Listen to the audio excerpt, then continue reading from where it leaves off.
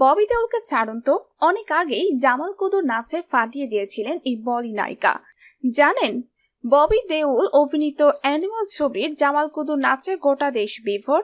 8 থেকে 80 সোশ্যাল মিডিয়ায় এই গানের তালে পা মেলাচ্ছেন অনেকেই। বিয়ে বাড়ি ও অনুষ্ঠান বাড়িতে এই গানের নাচের স্টেপ তুমুল জনপ্রিয়।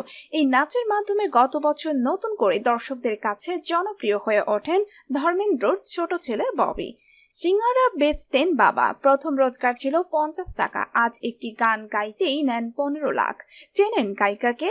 মাথার উপর মদের গ্লাস রেখে এই নাচের ভিডিও সোশ্যাল মিডিয়ায় ববিকে নতুন করে বিখ্যাত করে তোলে। তবে এর আগে বলিউডের এক অভিনেত্রী নেচেছিলেন এই ভঙ্গিতে।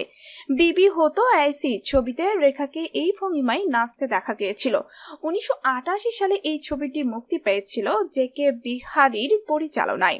রেখা এই ছবিতে শাশুজি তুনে মেরি কদর না জানি গানে নেচেছিলেন মাথার উপর মদের গ্লাস রেখে। প্রসঙ্গত, সুপারস্টার সালমান খান এই ছবির মাধ্যমে পা রাখেন বলিউডে। বর্তমানে সোশ্যাল মিডিয়ায় রেখার এই নাচের ভিডিওর সাথে জামাল কুদু গানের অংশ যুক্ত করে ছাড়া হয়েছে। এই ভিডিওটি বেশ ভাইরাল হয়েছে সোশ্যাল মিডিয়ায়। অনেকেই প্রশংসা করেছেন রেখার এই নাচের, আবার অনেকেই বলেছেন আজও নতুন প্রজন্মের ভরসা সেই পুরনোরা।